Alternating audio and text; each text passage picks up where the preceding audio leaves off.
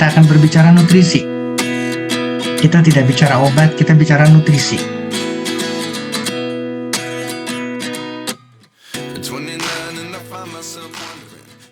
Saya malam ini dapat tugas untuk kembali, saya tidak berbagi ya, tapi ini adalah materi yang mudah-mudahan jadi bahan buat kita diskusikan. Mudah-mudahan materi ini akan jadi materi untuk diulang-ulang sekali lagi, dipelajari, dibaca lagi, disimak lagi, dan yang terpenting adalah disampaikan. Ini mungkin kata kunci yang terakhir.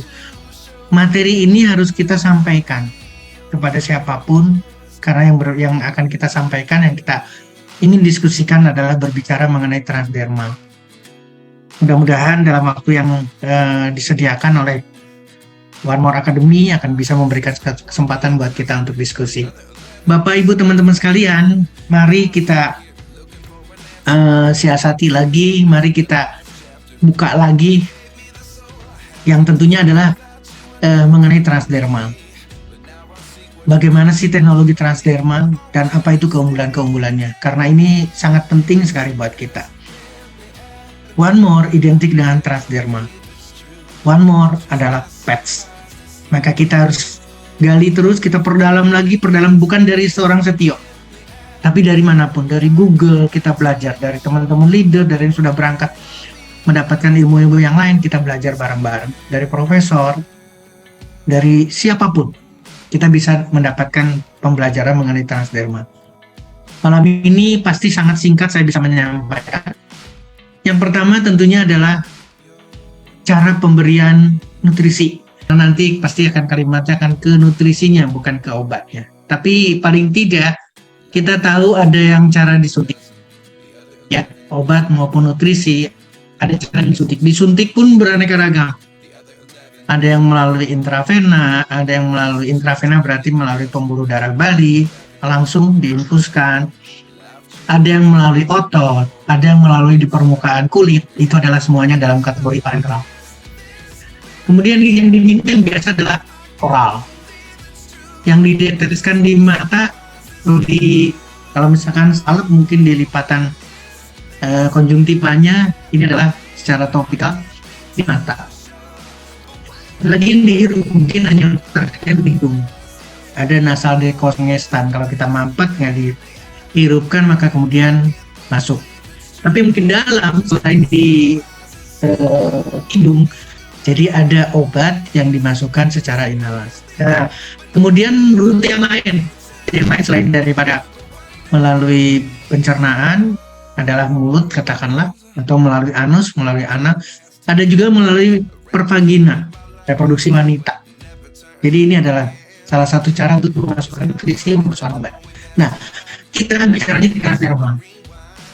Ternyata ada metode, ada cara pemberian nutrisi lewat transdermal. Jadi ini merupakan sesuatu yang harus kita siasati, harus kita maknai bahwa ada transdermal itu. Jadi konvensional medis, para dokter itu mengenal transdermal. Sekali lagi ya, ini kesempatan buat kita. Kalangan dokter, rumah sakit, itu juga mengenal transdermal, memahami transdermal, kemudian mendalami transdermal. Bahkan terus berkembang, bukan sampai hari ini, tapi terus berkembang.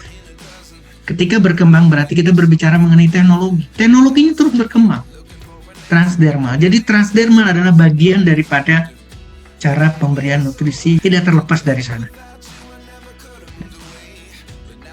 Kalau kita suntik dan seterusnya itu adalah urusan rumah sakit, harus tenaga profesional yang memberikan, maka kita coret. Kita tidak bicara parenteral, kita tidak bicara suntikan, kita bicaranya yang dimasukkan ke mulut kita, atau yang kita bisa lakukan. Tablet kita bisa. Kalau tidak bisa minum tablet, mungkin bisa digerus. Kapsul juga sama. Kemudian ada yang dalam bentuk granul atau dalam bentuk powder.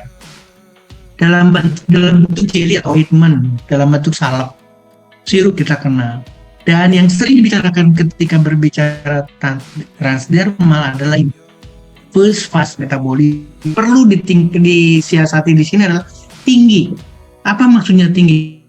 Jadi setiap tablet, setiap kapsul, setiap yang dimasukkan ini akan terjadi hambatan yang luar biasa. Nah, inilah yang harus kita betul-betul siasati.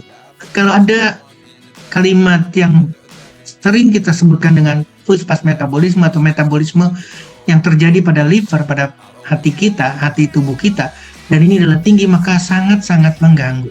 Artinya adalah banyak yang di metabolisme dibandingkan yang diterima oleh tubuh kita secara keseluruhan.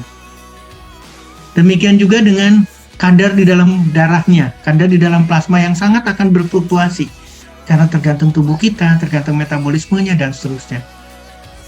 Kemudian baru saja masuk, sekali lagi baru saja masuk dalam tubuh kita, baru saja ditelan katakanlah, ini sudah dibuang. Jadi ada premature excretion, nah, belum apa-apa udah dibuang. Sehingga perlu dilakukan dosis yang berulang. Dosis terus-terusan diminum, makanya 3x1, 2x1. Kalaupun 1x1 malam hari itu hanya malam hari. Dan dengan demikian pasti akan terjadi dosis yang terus-terusan meningkat. Ini adalah batasan ketika kita mengkonsumsi sesuatu. Nutrisi, ingat ya, nutrisi maupun obat. Jadi kalau kita garis bawahi sekarang nutrisi, maka betul-betul akan mengalami satu gangguan. Ini sekali lagi harus kita siasati ketika kita akan berhadapan atau ketika kita membicarakan mengenai transdermal.